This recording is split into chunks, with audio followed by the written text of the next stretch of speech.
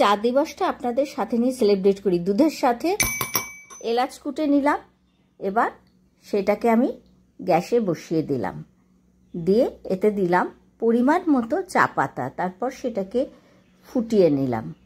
নিয়ে যখন সুন্দর রং এসে গেল চায়ের, তখন অ্যাড করলাম একটা ছোট্ট ট্রিক্স, না চিনি না, দিলাম আখের গুড়।